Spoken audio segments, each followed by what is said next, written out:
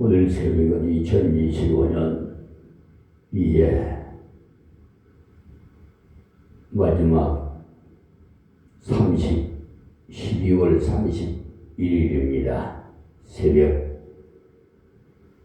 기도 시간 우리에게 주신 말씀 반가운 시간이 돌아왔습니다.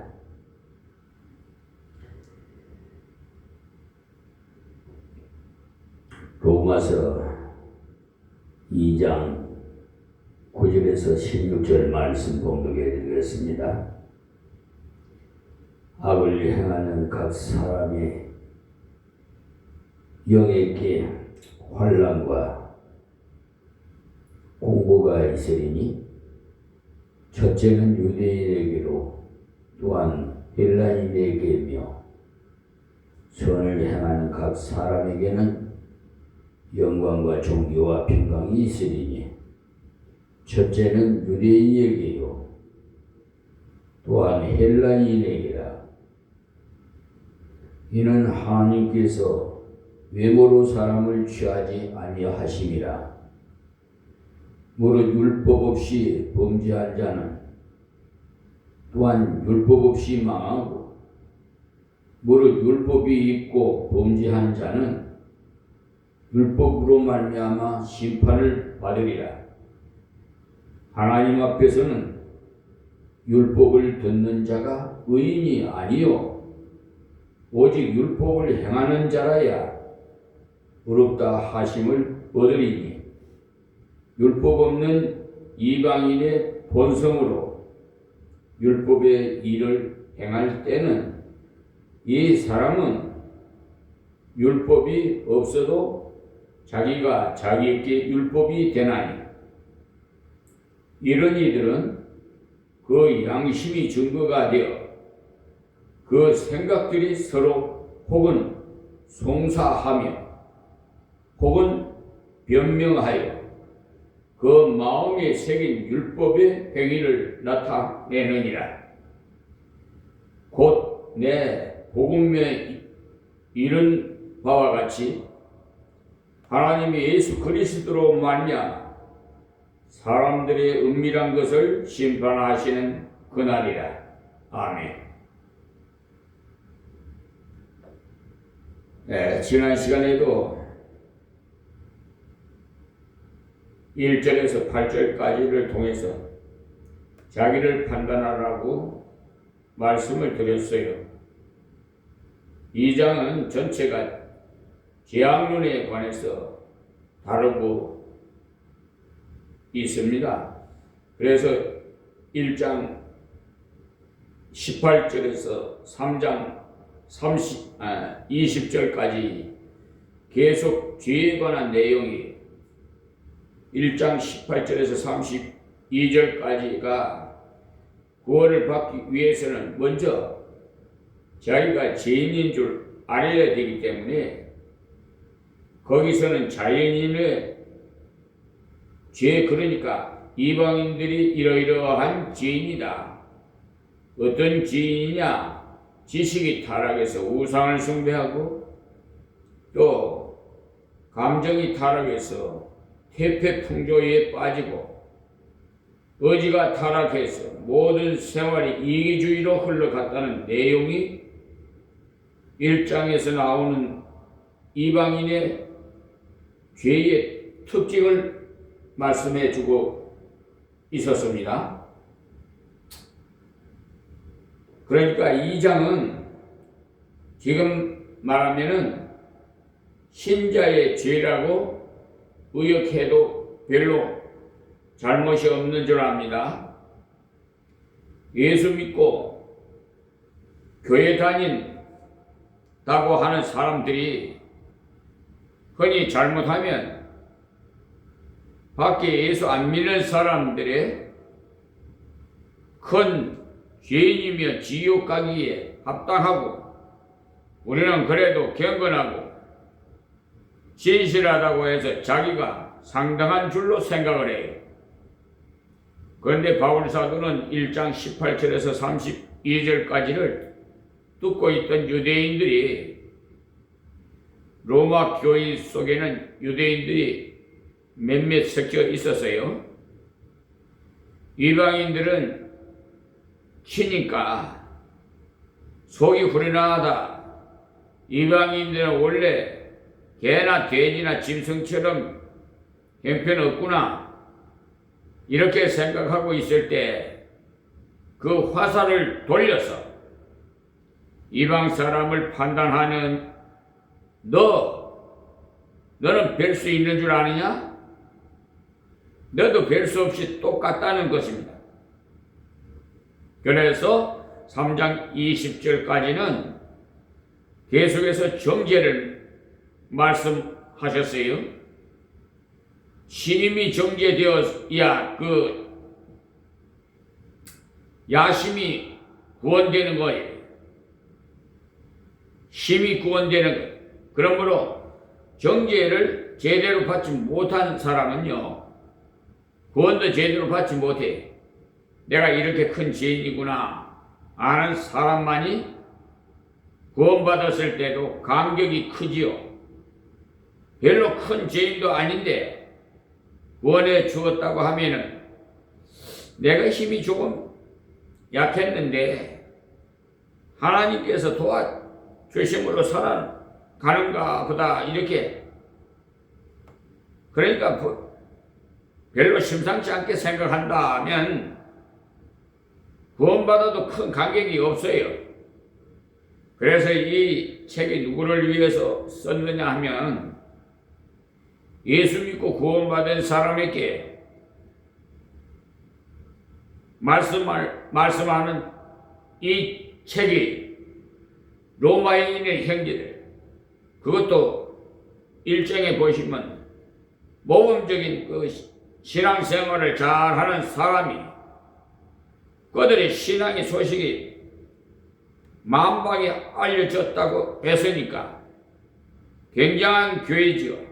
그런데 그러한 진실한 사람들에게, 그러한 훌륭한 교회들에게 왜 정죄를 했겠습니까? 그것은 그들이 지난날에 얼마나 부족했고 또 현재도 부족한 인간이지만 하나님께서 구속의 은혜를 주셨다는 것을 깨닫게 될 때 더욱 마음에 찬양이 솟아나고 마음속에 더 감격하고 이 놀라운 소식을 전하고자 하는 열망이 더 높아지기 때문입니다.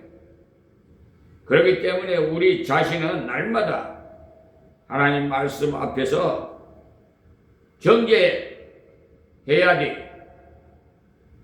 난 이러한 죄인이구나. 이러한 인간이구나. 나는 하나님 앞에 설 수 없는 형편없는 존재였구나. 이런데도 불구하고 하나님께서 나를 긍휼히 여기셨으니, 나를 사셨으니, 나에게 은혜를 주셨으니 그 은혜 감사해서 우리의 생애를 주님께 바쳐 드려야 하는 것입니다. 그래서 1절에서 8절까지 지난 시간에 말씀드린 대로 남을 판단하는 사람아, 너는 남을 판단하지 말고 자기를 판단해라. 이것이 유대인들이 남을 잘 판단하기 때문에 하신 말씀이 지금도 그렇잖아요. 지금 시대도 여러분 봐요. 자기 눈에는 대들보가 들어가 있는데 형제의 눈에 있는 티를 보고 정죄하고 판단하고 못 쓸 사람들 많잖아요. 종교인들이 제일 지키기가 쉬운 죄가 외식죄예요. 그래서 예수님께서 바리새인과 서기관들을 책망할 때도 가장 중심적으로 다른 것이 외식하는 서기관과 바리새인들이요, 이렇게 말씀하셨잖아요. 그 사람들은요 1급 종교인들 아주 진실하게 교회를 섬기고 헌금을 잘하고 교회에 나와 있어 일을 많이 하고 성경을 줄줄 아주 외우는 사람들이 볼 때는 훌륭한 종교인. 그러나 주님께서 보실 때는 그들이 어떤 사람들이냐? 너는 외식하는 죄인이니까 다른 어떤 죄보다도 더 큰 죄인이라고 말씀하셨어요. 오늘도 9절에서 16절까지 그 말씀을 통해서 계속해서 그 유대인들이 죄를 지적하는데 앞에 나온 내용이 연속입니다. 자기를 판단하라. 그런데 여기서 강조하시는 말씀이 무엇인고 하면 마지막 16절에 보면 예수 그리스도로 말미암아 사람들이 은밀한 것을 심판하시는 그날이라. 그러니까 무슨 말인고 하면 나의 생활을, 나의 지금 심령을 예수님이 지금 여기 오셔서 마지막 날 심판하는 거기 내놓고 한번 생각해 봐라.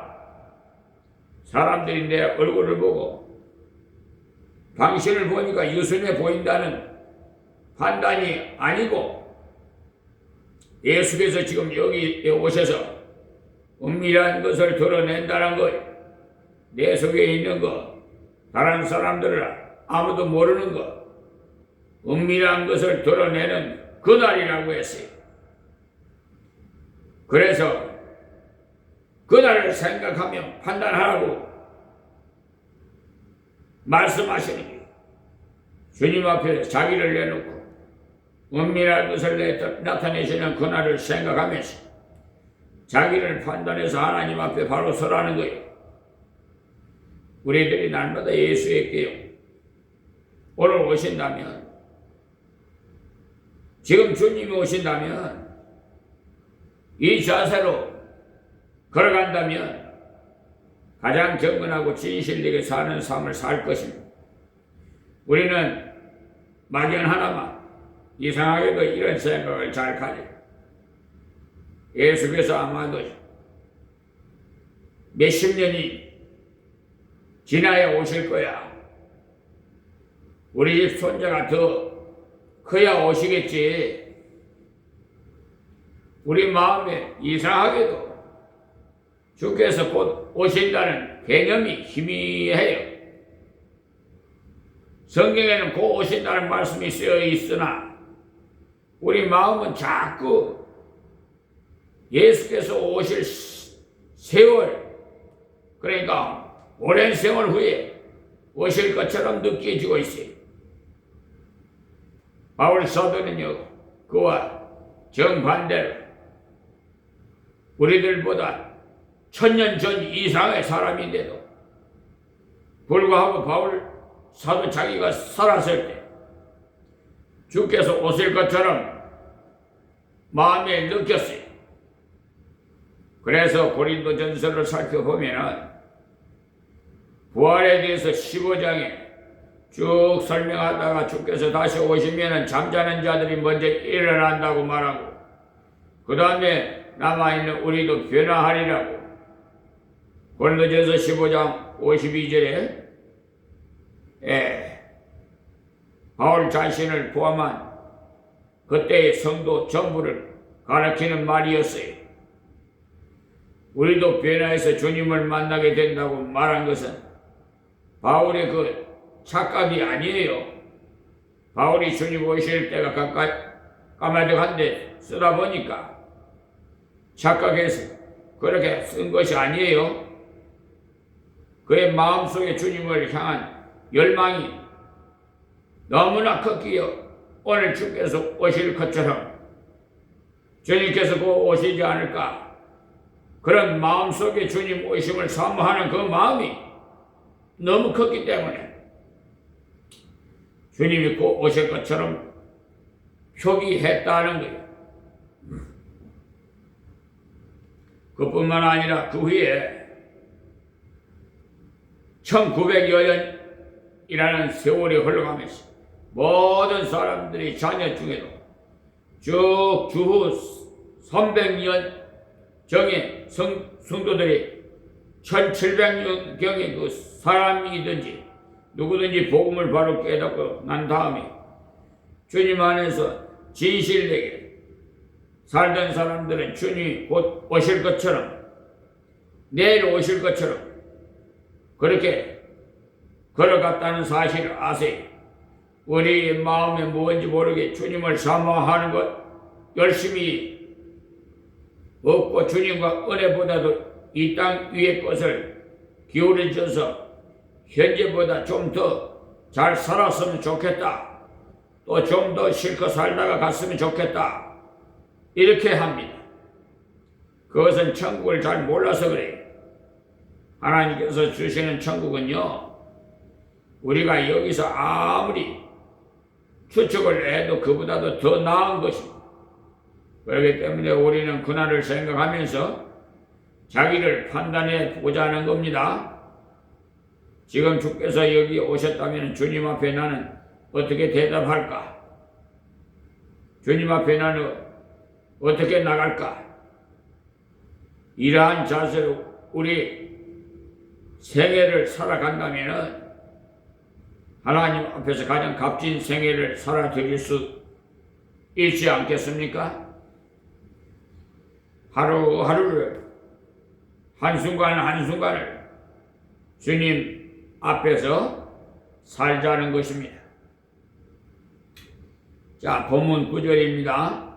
악을 행하는 각 사람의 영에게 환난과 공고가 있으리니 첫째는 유대인에게요 또한 헬라인에게며 여기 악을 행하는 영이라고 했죠. 영혼 자체만 말하는 것이 아니고 우리 인간의 내면적인 것을 주로 말한 것입니다. 무엇을 말하는고 하면 육신에 보이는 것 중심이 아니라는 말입니다. 악을 행하는 각 사람 마음 곧 중심에 그 성령의 환난과 공고가 있겠다고 했어요. 여기 말하는 환난이라는 원래 뜻은 내려누른다는 뜻입니다. 그 말은 하나님께서 위에서 내리는 하나님의 간섭을 말하는 것입니다. 그렇기 때문에 피할 길이 없어요. 하나님을 하지 않고는 하나님 말씀을 순종하지 않고는 악을 행하는 생활을 하면 그 심령과 마음이 위에서 누르는 하나님의 간섭을 피할 수가 없습니다. 또 공고라고 말씀했는데 그 말은요, 누르는 환난이 공고가 아니라는 겁니다. 공고라는 것은 그 심령이 괴로워 고통하는 그런 세계를 말하지요. 한마디로 말해서 평강이 없다 이 말입니다. 지금 이 땅 위에 가장 필요한 것은 뭐냐? 이 땅 위에 모든 사람이 필요한 것은 평화입니다. 평강이. 사람들은 스스로 평강이 없어요. 주의 말씀 중 이사야서를 한번 보시면요, 57장 21절에 내 하나님의 말씀에 악인에게는 평강이 없다 하셨느니라 했어요. 평강이 반대로 공부 아닙니까? 왜 그런가 하면은 악을 해가기 때문에. 평강이 있을 수가 있어요? 악을 행하는 자와 하나님을 불협화음과도 같은 거예요. 하나님과 고통이 끊어져 버려요. 주님을 믿는다 하면서도 악을 행하면은 심령이 괴로워져요. 괴로워지니까 비정상적이죠. 악을 행하는 자 각 사람에게 환난의 공고가 있다는 것을 말합니다. 그러므로 첫째는 유대인에게요, 둘째는 헬라인에게라고 했지요. 유대인이라고 한 말은요, 지금 말하면 신자 또는 하나님의 복음을 먼저 믿은 사람을 말하고, 또 헬라인이라고 한 것은 이방 사람을 가리켜서 한 말이에요. 누가복음 12장 48절에서 49절에 예수님께서 말씀하시기를, 알고 하나님 말씀을 대적한 사람은 채찍을 더 많이 맞고, 알지 못하고 잘못 행하면 적게 맞는다고 했어요. 왜 그러겠어요? 유대인은 먼저 말했죠. 알고 하나님 말씀을 대적했기 때문에 더 맞는 거예요. 차라리 모르고 죄를 지으면은, 그건 몰라서 그랬으니까, 예. 하나님께서 참작하시지 않겠어요? 지금 우리도 마찬가지예요. 믿는다고 하는 우리가 책임이 더 커요. 주님 오셨을 때 우리에게 책임이 더 큰 책임이 있어요. 왜 그래요? 악을 행하면 그래요. 악 중에 제일 큰 악은요, 히브리서에 믿지 않는 악심, 그러니까 3장 12절에 기록되어 있는데, 하나님을 믿지 않는 것, 이웃을 믿지 않는 것, 이것이 모두 어디서 나와요? 내가 악하기 때문에 그 악에서 나오는 소산이. 내가 악하니까 이웃을 볼 때도 악하게 보이는 거예요. 무슨 말을 하면은 저렇게 말을 하지만 속으로는 그렇지 않을 거야, 이렇게 생각합니다. 그것은 자기가 그렇기 때문에 남의 말도 바로 듣지 않아요.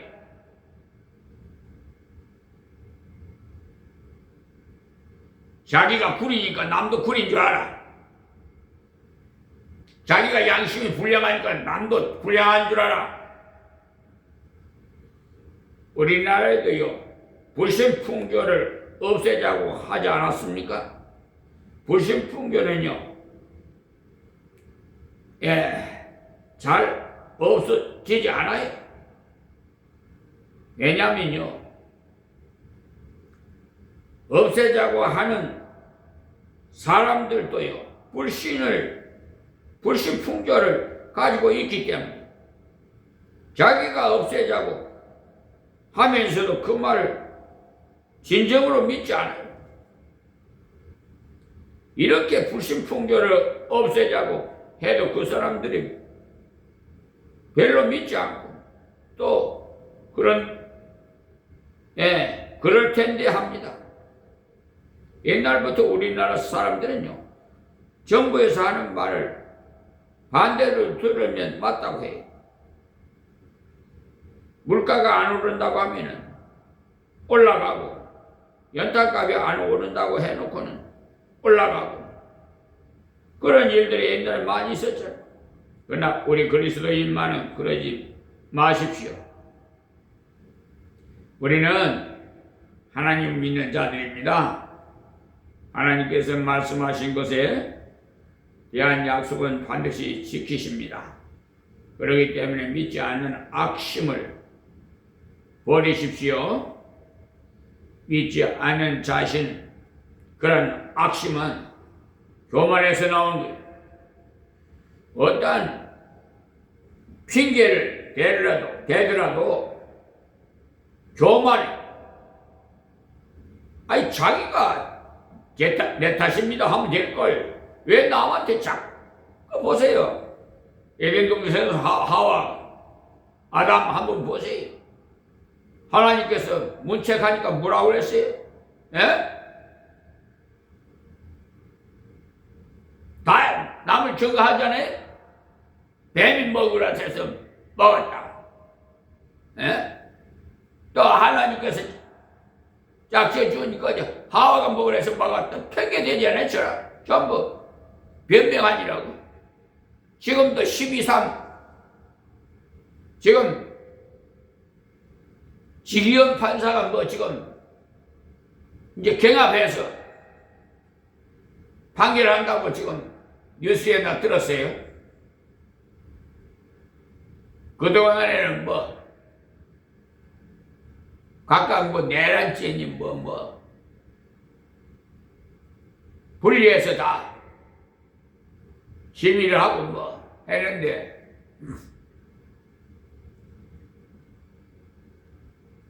어쨌든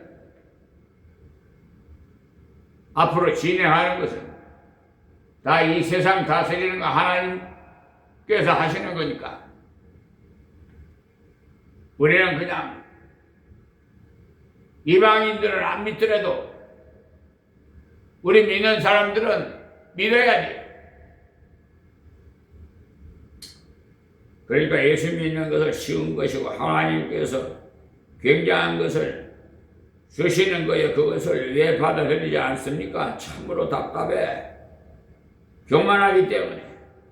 지가 똑똑하면 얼마나 똑똑하고 잘났으면 얼마나 똑똑해. 왜 그렇게 교만해? 에? 이런 사람 위에 나는 사람이 있다는 줄 몰라? 아주 남을 얕보고 말이에요. 그냥 능멸하고 우롱하고 저 못된 법관들이 말이야. 싹 쓸어서 저 불의한 자들을 다 정리해서 청렴결백한 양심 있는 새로운 법관들로 다 교체해야 돼.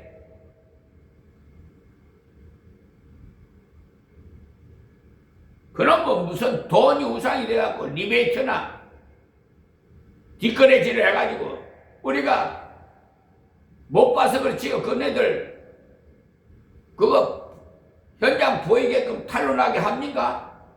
바보 천치가 아닌 이상? 옛날에 그랬잖아요. 명절 때 같은 이렇게 신정 이렇게 하면은 사과 박스에다 과일 선물하는 것 같이 해가지고 그 속에다 돈다발 숨겨갖고 전해주고 누가 보면 과일 선물하는 줄 알지 돈다발 갖다 준 줄 알겠습니까? 아주 상술이 대단히 고등술법을 써요. 마귀 사탄들이.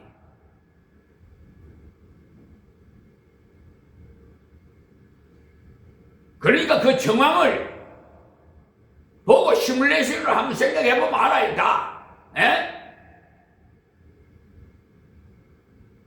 지네들이 아무리 한번 봐봐요. 분명히 이번에 내가 그 자동차 보험금을 노리는 불량자를 저다 경찰서에다 고소를 했어요. 그랬더니 아니 명확한데 그냥 혐의 없어 그러니.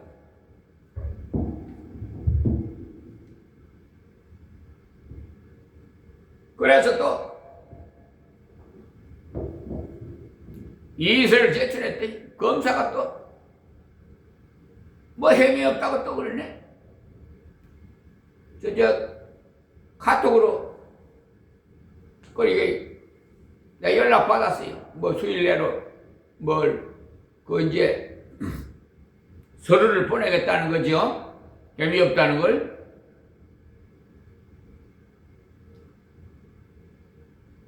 아휴 참 눈만 똑바로 가졌다면은 시력이 똑바로 눈만 똑바로 가진 사람이라면 다 분별할 수 있어요. 혐의 없어요? 아니 4.5cm 약간 이탈된 거 보고 딱 찍었는데 현장에서 저 공업사에 가가지고 보험 처리한다고 그냥 다른 무슨 기계로 막 충격을 줘갖고 막 이탈이 돼버리니까 막 이 박살이 나게 만들어놨어. 그 사진 찍은 것이. 그 사진을 보면은 보험금을 노리는 불량자인지 아닌지 알 수가 있잖아요.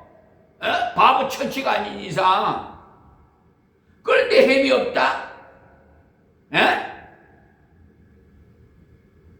증거 불충분? 그래서 그분들 싹 법적 조치할 거예요.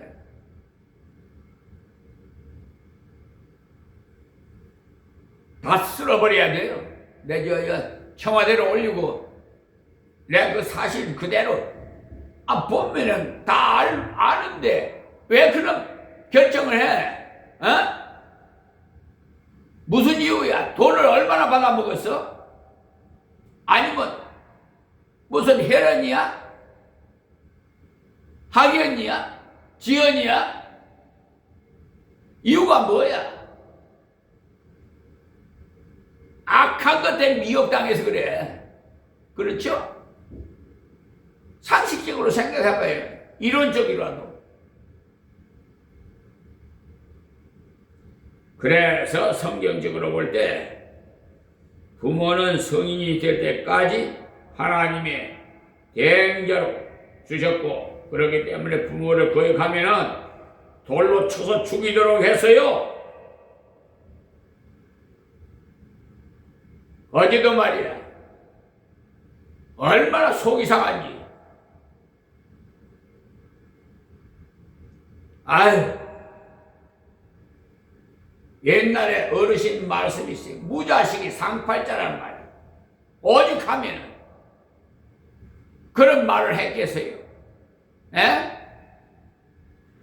자식들이 있어도 말이에요. 연을 끊고 부모 앞에 대들. 요즘 봐요. 우리 시대 때는 내가 잘해도 잘못한 것도 없어도 부모가 이렇게 근시를 하면, 충고를 하면 아무 말도 못하고 고개를 숙이고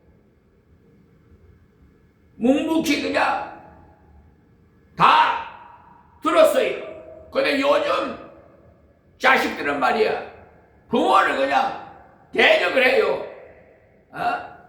머리로 그냥 들어받질 않냐. 고성을 높여갖고 그냥 대들질 않냐.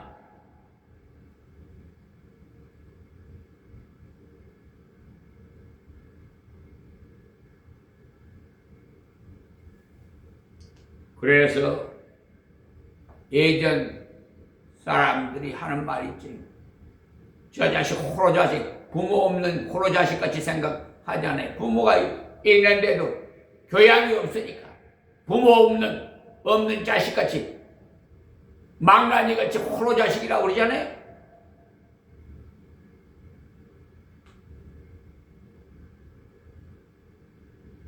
우리 시대는요, 그냥 부모님 말씀, 나는요, 결혼을 했는데도 아버님이 그냥 집어 던져 버리더라고. 그러니까 사람이 놀래니까요. 여러분,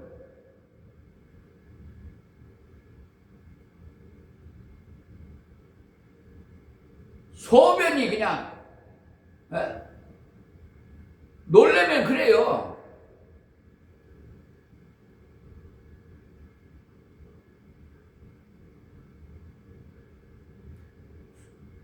아주 그냥 질금질금 그냥 쌀 정도로 그냥 그렇게 무서웠어요. 우리 육신의 부친은요.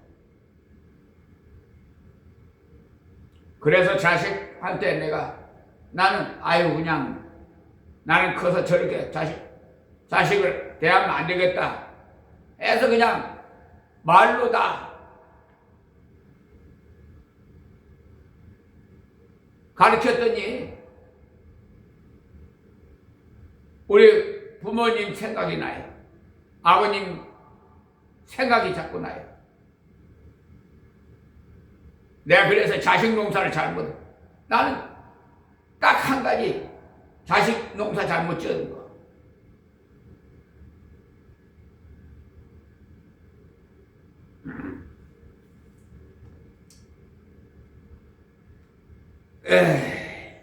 떡잎에 알아본다고 그러잖아요. 어려서부터 교육을 아주 엄하게 시켜야 되는데 그냥 오냐 말로만 가르치니까 부모를 업신여기고 지 생각대로 지가 좀 배웠다고, 지가 부모보다 더 잘한다고, 에? 이런 불호막심한 자들이 지금 현재 얼마나 많은지 말이야. 인성교육이 제대로 안 돼서 그래. 그러니까 우리 국가에서 저런 교육을 시키잖아요. 헌법에도 나와 있어요. 교육을 의무적으로 해요. 에? 납세의 의무도 있고, 교육의 의무도 있고, 병역의 의무도 있고, 그렇죠? 근데 인성교육을 제대로 가르쳐야 되는데 지금 이 사회교육은 뭘 가르쳐요? 어떻게든지 남을 짚고 올라서서 출세하면 높은 자리에 올라가면은 성공한 것 같이 가르쳐요. 남의 사기이나 치고, 에? 도둑질이나 하고, 부모를 대적이나 하고, 에? 인성교육을 제대로 가르쳐야 되는데 개대님보다도 못한 인간들이 있다니까?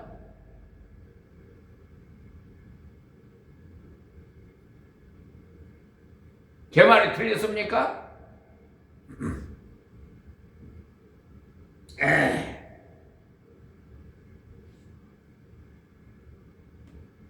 하나님의 말씀을 불신하는 자들은요, 부모의 말씀을 대적해요. 그러니까 다 읽어서 일투석을 다 보면 알아. 신앙생활 제대로 하는 사람은 부모한테 그렇게 안 해.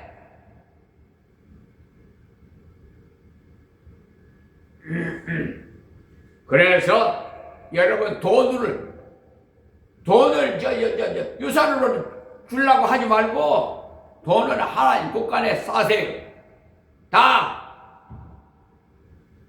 사회 환원하든지 하나님께 다 드리세요. 하늘 곳간에 가서 상급받으나. 그것이 바로 이웃에 나눠주는 거예요. 자식에게는 신앙의 유산을 남겨주세요. 물질을 주면은 나쁜 죄만 지어요. 10절 말씀, 선을 행하는 각 사람에게는 영광과 존귀와 평강이 있으리니 첫째는 유대인에게요 또한 헬라인에게라. 여기에 선을 행한다는 말에 있어서 주경가들은 많은 주경이 있어요. 선이라고 하니까 앞으로 선을 행함으로 천국 간다는 말이 아니겠나? 이렇게 생각하지 마십시오. 성경에는 그런 사상이 없어요. 착한 일을 한다고 천국 갑니까, 여러분?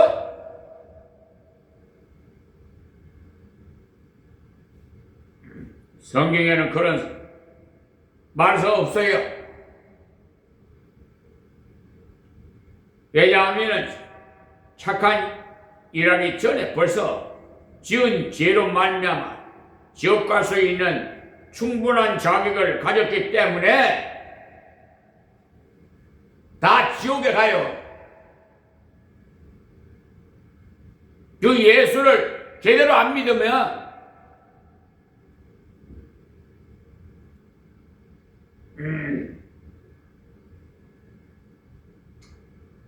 이 선이 도대체 뭐냐? 이 선이 바로 복음을 믿는 믿음을 말하는 거예요. 가장 보험적인 죽음가들은요, 이것을 주장해. 하나님께서 우리에게 참 선이라고 하신 것이 무엇인고 하면 하나님을 의지하는 것 아닙니까? 내가 아무것도 할 수 없는 줄 알고 하나님께 순종하는 것이 참 선이. 그리고 각 사람이라고 했죠. 9절에도 각 사람이라고 했고 10절에도 역시 각 사람이라고 했어요. 하나님께서요, 심판하실 때도 절대로 영광을 지어서 심판하시지 않아요. 각 사람에게 하는 거죠. 예수께서를 한번 보세요. 아비의 죄로 아들이 벌을 받지 않고 아들이 죄로 아버지가 벌을 받지 않는다고 예수께서 18장 20절에 말씀하셨어요. 우리나라에는 옛날에 구족을 멸한다고 하면서 친척이 잘못해도 죽을 수가 있었지만 유대사회에서는 절대로 그것을 금지했어요. 그것을 보면 하나님 말씀을 기초로 했기 때문에 고등법률을 가졌어요. 각 사람에게. 우리가 예수 믿어서 구원받은 것은 각 사람의 문제예요. 절대로 아버지 때문에 내가 구원받을 수 없고 아들 때문에 아버지가 은혜를 받을 수 없습니다. 하나님의 직접적인 관계를 갖지 않고는 아무도 하나님 앞에 설 수가 없어요. 선을 행하는 각 사람에게는 영광과 존귀와 평강이 있으리니라고 했습니다. 그러니까 복음을 참으로 믿고 믿음으로 사는 자들에게는 영광이 있어요. 이 영광은 하나님께 영광 돌리는 삶이에요. 앞에서도 이미 배웠죠. 하나님께 영광을 돌리면 나도 영광을 받아요. 주인을 자꾸 높이면 그런 사람은 자기도 높아져요. 주인이 높아지면 종도 따라 올라가요. 높아져요. 그런데 어떤 사람은 주인을 욕하고 자기를 높이려고 해요. 그렇게 하면 자기가 높아질 것 같지만 주인이 떨어지면 자기도 같이 떨어져요. 어떤 사람이 이런 경우가 있어요. 누구 밑에 가서 일을 하면서 위에 사람을 많이 까내리면 자기를 좀 알아줄 것이라고 생각해서 주인에 대해서 악평을 하는데 그 사람이 무너질 때 같이 무너집니다. 주인이 실패할 때 같이 실패해요. 우리 하나님의 사람, 곧 복음을 가진 사람들은 하나님께 영광을 돌려야겠다는 이 표준으로 살아가야지 나도 영광 받아요. 분명히 아십시오.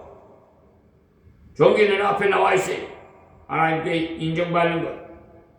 하나님께 영광 돌릴 때 존귀하게 됩니다.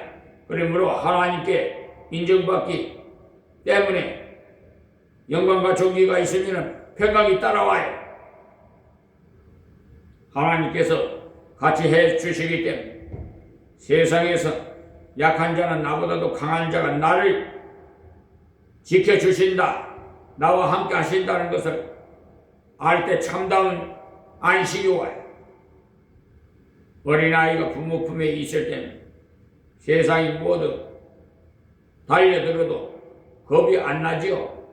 자기 부모 품에 이렇게 안식하기 때문에 부모 품에서 만족하죠.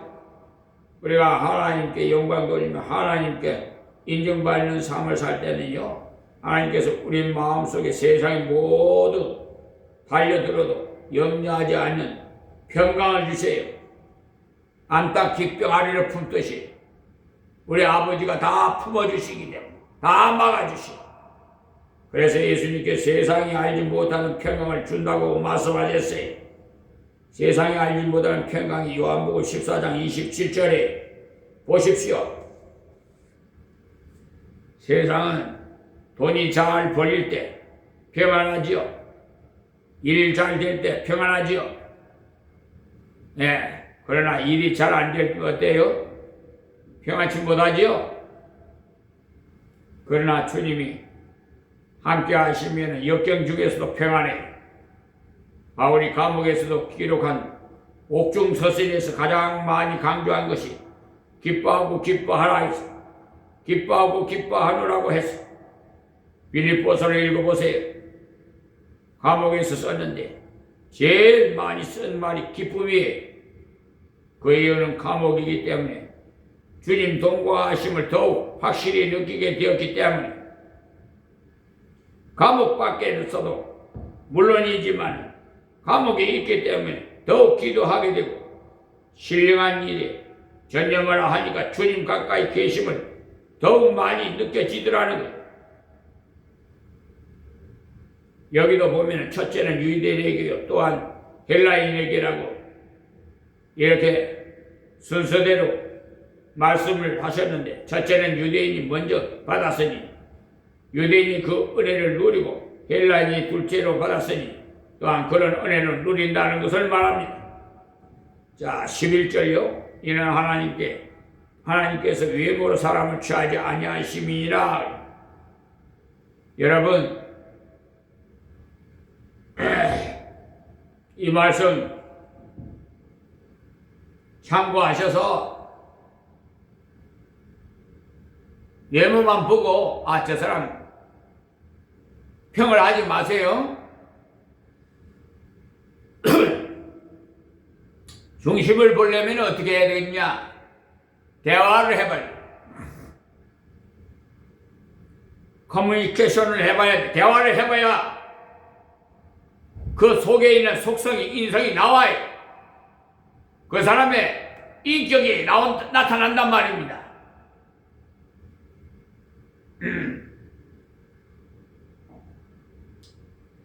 그러므로서 여기 외모라고 한 말은 빈부와 기천, 혈통을 하나님께서 보시지 않으신다 이 말이에요.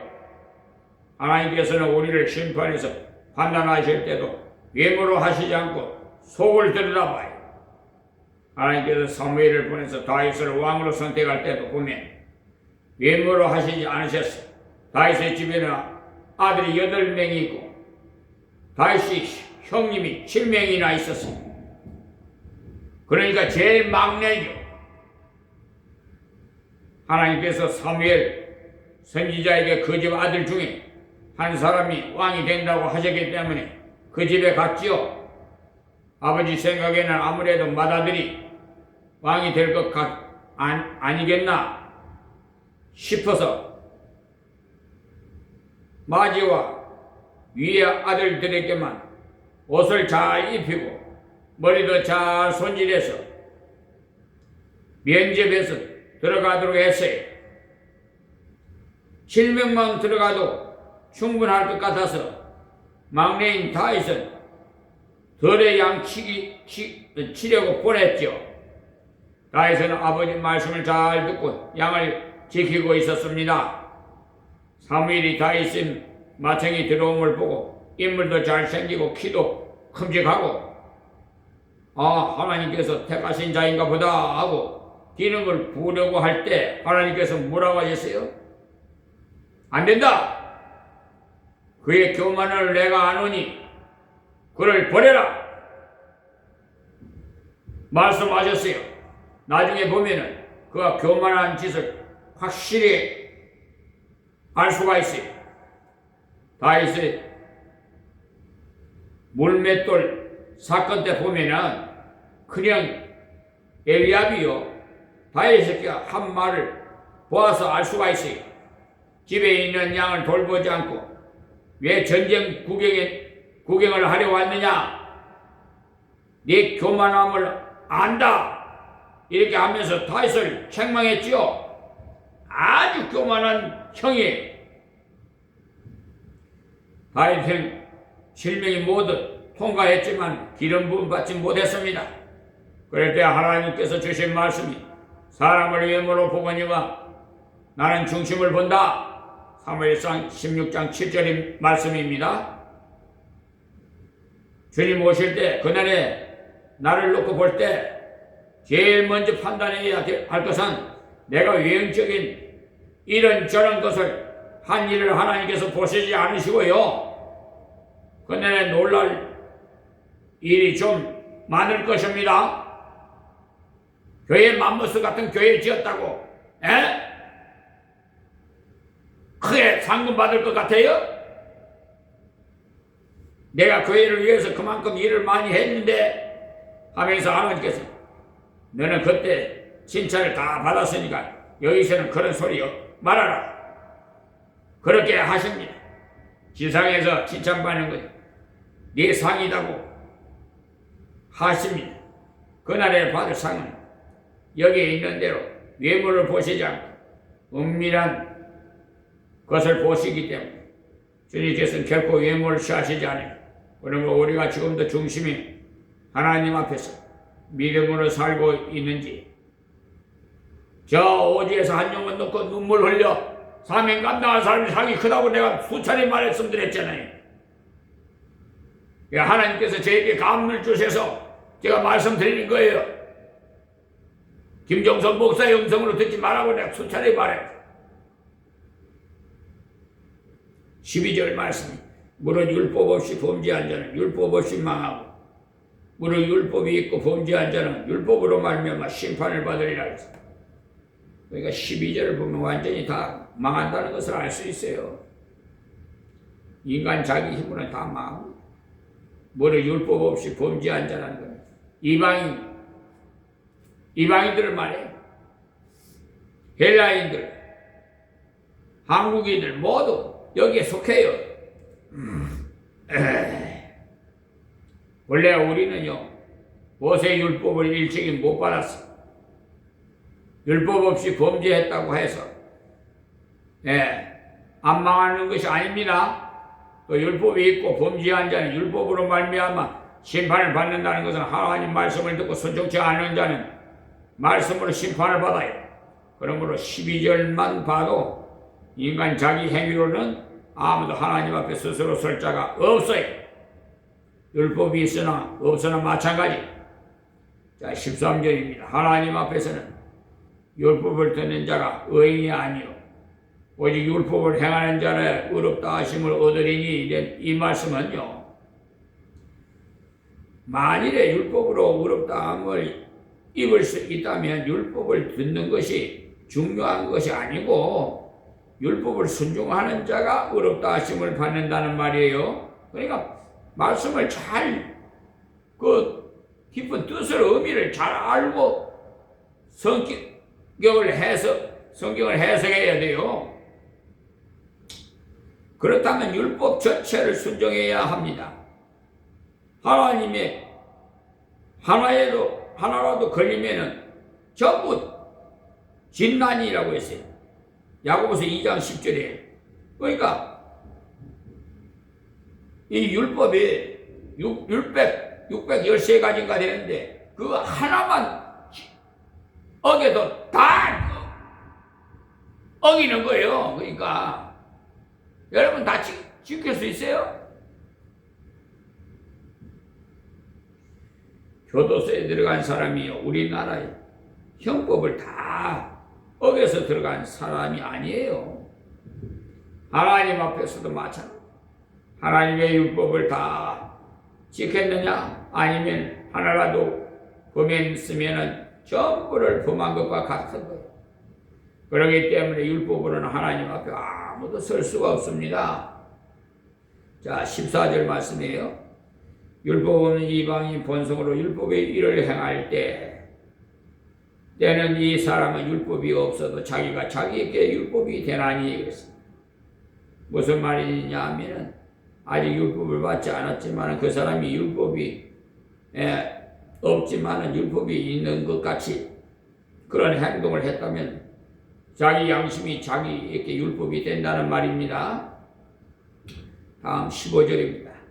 이런 이들은 그 양심이 증거가 되어 그 생각들이 서로 혹은 송사하며 혹은 변명하여 그 마음에 새긴 율법의 행위를 나타내느니라. 그 양심의 율법은 모든 세상 사람들에게 다 주었다는 겁니다. 그래서 옛날부터 양심대로 살았던 사람도 한 사람도 없어요. 자기한테 다 부끄럽습니다. 굉장하게 살았다 싶어도요, 조용히 자기를 한번 돌아보세요. 사람들은 잘했다고 박수 쳤지만은 나는 속으로 그런 생각이 아니었는데 사람들이 잘못 알고 박수를 쳐주었지 하고 양심이 꿈틀거려요. 여러분들에게도 그런 경험이 들어있을 것입니다. 교회 생활을 하면서 다른 사람들이 착실하다고 했지만 내가 착실해서가 아니고 여가 안 들은 안 먹으려고 할 수 없이 해왔는데 어쩌다가 더욱 사람을 오지 않고 혼자만 와서 믿음이 독실하다는 소리를 듣게 되고, 그러나 자기 양심은 자기가 알아요. 성경에 보면 양심도 여러 가지 있어요. 고린도전서 8장 7절에 보시면, 디도서 1장 15절에도 보면 더러워진 양심이 있어요.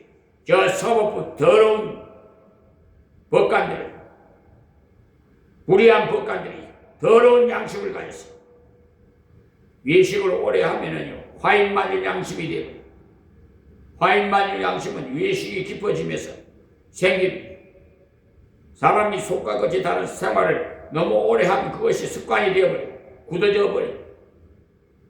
화인이라는 건 옛날에 말 같은 것을 자기 소유라고 표하기 위해서 새 도장을 불에 달궈 가지고 말 덩어리에다가 평생 지워지지 않도록 꽉 찍는 것 아닙니까? 화인, 양심에 화인 맞았다는 말은 외식을 너무 오래 하다 보니까 외식이 자기 인격이 되어버린 것을 말하는 거예요. 자칫 잘못하면 예수님을 믿노라 하면서 화인 맞은 양심이 될 수 있다는 말입니다. 진실하게 살지 않으면 사람들에게는요, 인정받고 씻고 속은 그렇지 않고 그것이 습관이 되면 화인 맞은 양심이 되어버려요. 그래서 디모데전서 1장 19절에 선한 양심을 가져라. 또 3장 9절에도 착한 양심, 선한 양심이 있다고 했어요. 곧 성령으로 감화받는 양심이 선한 양심, 착한 양심입니다.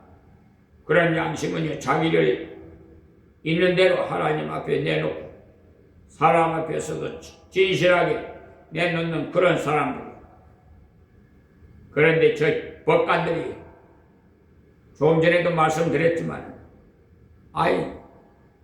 눈이 없나? 소경이나? 분명히 자동차 사고 날 때 현장에서 찍은 사진과 공업사에 들어가서 찍은 사진과 완전히 변형됐는데 증거 불충분? 이 화인 맞은 검사, 법관들 하여튼 그러니 법률을 모르는 사람은요, 그냥 억울하게 당해요. 아는 사람도 뭐 저들이 칼자를 들고 있으니까 뭐 어떻게 해요? 세상에서는 자기들 마음대로 칼자루로 휘두르겠지만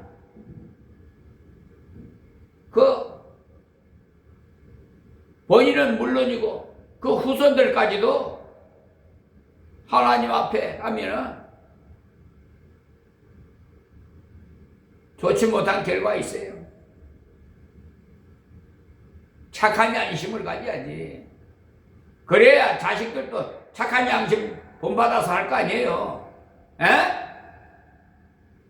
거짓말이나 칙칙하고 사기나 치고 말이야. 남을 속이고. 바울이 그런 착한 양심을 가지라고 디모데에게 권면을 했어요. 지금 이 시간에 이 김종선 목사가 말하는 게 아니라 하나님께서 권면하니까 귀담아 듣고 이 법관들 좀 가짜로 들은 사람 기득권 세력들 똑똑히 들어요. 안 들려요? 길을 그냥 멋으로 좀 뚫어줘 드릴까?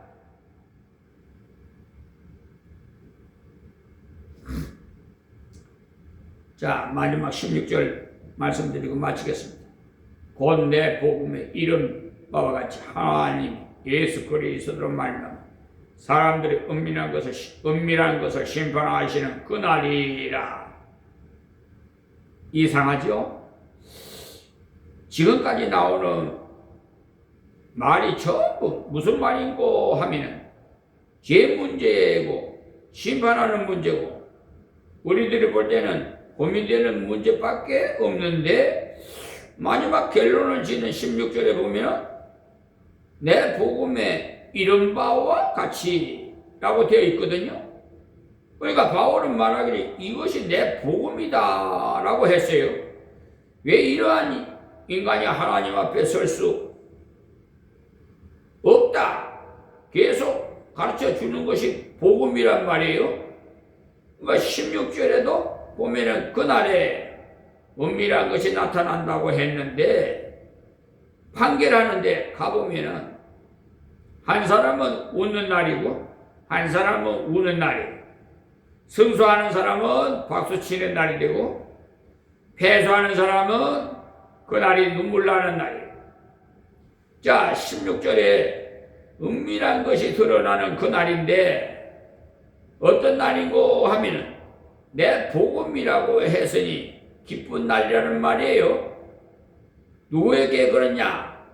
복음을 바로 받은 자, 곧 하나님을 바로 의지하는 자에게는 그날이 기쁜 날이 된다 이 말씀이에요.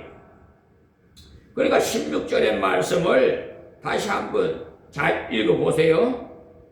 심판은 누가 하는가 하면 하나님께서 하시는데 예수 그리스도로 말미암아 사람들의 그 은밀한 것을 심판한다고 되어 있어요.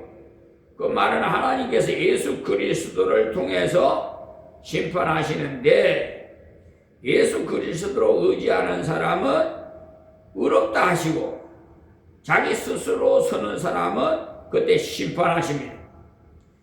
9절에서 16절까지의 말씀을 볼 때 그날을 앞에 두고 우리들이 항상 생활할 때 무엇을 기억하면서 생활해야 되느냐 하면은 그날을 앞에 두고 예수님이 지금 오늘 오신다면 이것을 항상 생각하면서 우리가 살려고 할 때 교만을 버려야 합니다.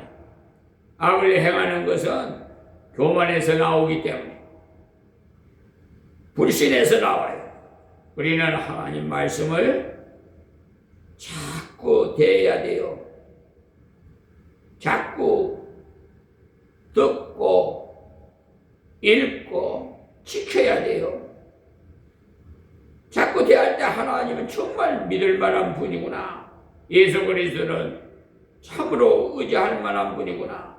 이렇게 고백하게 됩니다. 불신 풍조를 깨뜨리는 데는요, 성경 말씀 위에 다른 길이 없습니다. 소위 공산당들이 세뇌를 한다고 하는데 그것은 계속 가르치면 전날의 것이 씻겨져가 나가버린다는 거예요. 심지어 어떤 사람은 조그마한 방에 가지고 하나님은 죽었다, 성경은 거짓말이다, 이렇게 하루에 18시간 내지 20시간을 2달 동안 계속 방송으로 들려주면 사람이 미치광이가 비슷하게 돼가지고 밖에 내줘도 성경은 거짓말이다, 하나님은 죽었다 하면서 돌아다닌답니다. 그렇게 되면 세뇌가 되었다고 그들이 말한답니다. 많이 들으면 사람이 그렇게 될 가능성이 있다 이 말입니다. 그런데 범브렌트라는 훌륭한 목사님은요, 그런 고문을 당했는데도 정신 이상자처럼 되지 않더랍니다. 어떻게 해서 정신 이상자처럼 안 되었느냐 하면은 물어보면 자기도 모르겠더랍니다. 하나님은 죽었다. 성경은 거짓말이다. 이 방송이 계속 나와도 주님을 생각하며 기도했더니 방송 너는 그렇게 말하든지 말든지 나는 주를 의지하리라 하는 믿음이 생겨서 그 기간이 끝나도 입에서 그런 행설수설하는 말이 나오지 않더랍니다. 같이 있던 다른 사람들은 모두 변했지만 범블랜드 목사님은 말씀으로 세뇌가 되어 있었기 때문에 우리들도 말씀으로 세뇌가 되어야 하겠어요. 하나님의 말씀을 자꾸 대하면 하나님을 의심하는 마음이 사라져버리고 행위를 의심하는 마음도 사라져버리고 그러니까 이제 새해는 말씀을 많이 읽고 예수님을 굳게 의지하세요. 선을 향하는 사람이라는 것은 하나님을 의지하면 걸어가는 사람입니다. 악을 향하면 분명히 말씀하시기를 위에서 내려 누르는 하나님의 간섭이 있다는 사실을 아시고 괴롭고 고통스러운 간섭이 있다는 것을 아세요. 돈은 많이 벌고 생활은 윤택하게 될지는 모르겠으나 마음의 기쁨은 없습니다. 마음의 보람이 없어요. 허물을 느낄 수밖에 없어요. 그러나 우리가 하나님을 의지하고 말씀대로 주님을 의지하고 걸어간다면 하나님의 영광을 위해서 산다면 1년을 살고 또는 몇 달을 살고 돌아보아도 내가 잘 보람이 있는 일을 했구나. 영원히 남는 것을 했구나. 여기실 겁니다. 하나님께서 여기까지 계속 정지하셨어요. 그리고 제가 성경을 가지고 3장 20절까지 계속 정리할 것입니다. 왜냐하면 정리를 심히 받아봐야 예수의 복음이 참 좋은 것을 알기 때문에 이방인도 유대인도 율법이 있는 자도 없는 자도 똑같이 망한다고 되어 있으니까 인간 스스로는요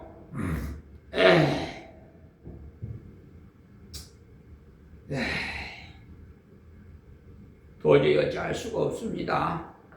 그러나 이처럼 형편없는 우리를 예수 그리스도를 믿을 때는 하나님께서 더러운 죄를 소멸하시고 주님 앞에 바로 서게 하시고 영광을 위해서 살게 하시고 종기를 위해서 살게 하시고 평강을 주셔서 살게 하십니다.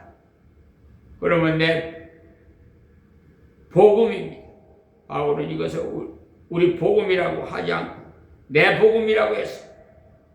그 말은 내가 믿어보니까 복음이다.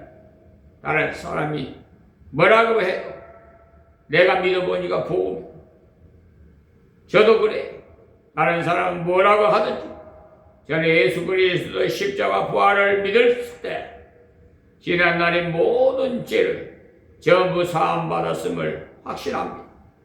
주님 믿기 전의 생애는 무언가 사람들에게 인정받는 인간의 명예를 위해서 살았지만 예수 믿고 달라진 것은 나의 인생관을 바꿔주신 내 생명을 영원히 살게 하신 그분을 위해 살아야 되겠다는 변화가 생겼어요. 저 양반은 목사니까 저런 말을 할지 모르겠습니다. 그러나 그 마음, 목사를 제가 지원하기 전에 변화가 되어져요. 우리 하나님께서 직접 소명하셨어요. 이제 세상 것 버리고 십자가 지고 나를 따르라고. 그래서 이 비천한 소원 아버지 부르시려면 한 20대나 돼서 부르지 40대 가지고 불러가지고 어디다 쓰시렵니까 했더니 내가 모세보다 나이가 많냐. 아브라함보다 나이가 많냐 하시기에 유고무원이었어. 아무 말씀도 못 드리고 부끄러워서 하나님께서 하루라도 순종해라 그러면서 오늘까지 이렇게 이 비천한 이 종을 세워서 하나님 말씀을 전 세계 83억 인구 영혼들을 위해서 기도하게 하시고 전하게 하시고 여러분 얼마나 큰 은혜를 저에게 주셨어요. 저는 가슴이 벅찹니다. 아버지 앞에 가서 칭찬받을 생각하니까 이 세상에 가진 거 없고 누릴 거 없어도 그래서 행복한 목사예요. 다 나를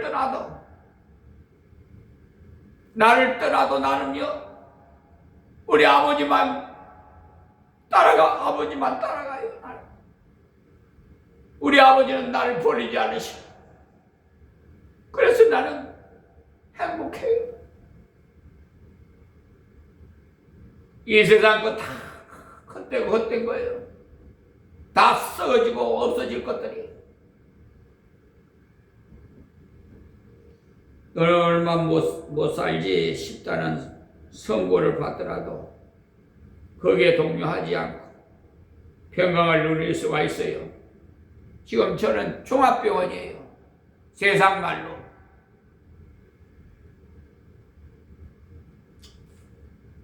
기적 같아요. 나는 이런 시험을 강간에 서면 거동도 불편한 이 몸을 하나님께서 이끌어 힘주셔서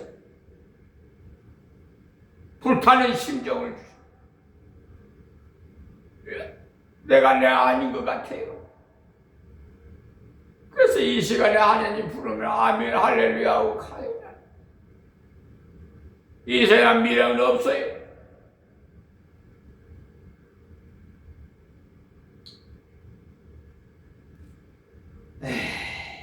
저는 그래서 마음이 평안하고 행복해요.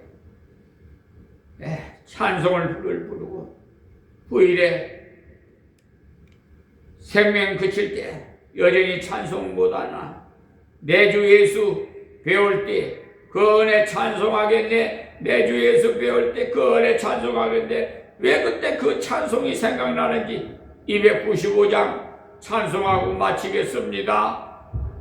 295장.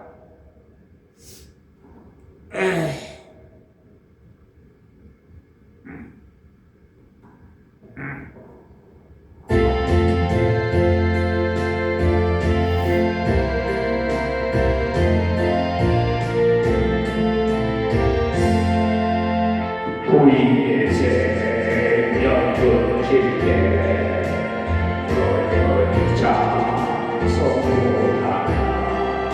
성부의 지혜에 내 기쁨 알려졌네. 내 주 예수 배울 때에 그 은혜 찬송하겠네. 예수 배울 때에 은혜 찬송하겠네. 우리의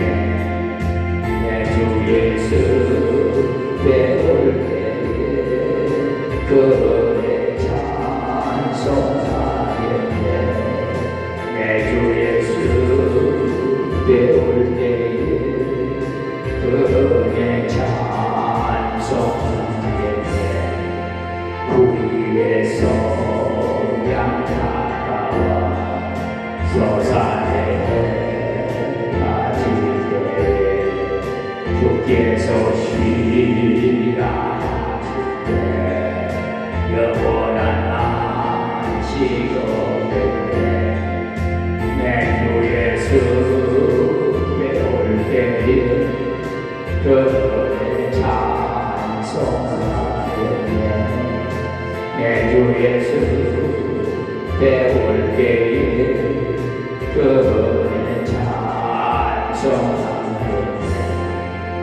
그날을 기다리고 내가 하였다. 주께서 우리를 오시네 이 영혼 끊어가겠네. 내 주 예수 배울 때에 그분의 찬송하겠네. 내 주 예수 배울 때에 그분의 찬송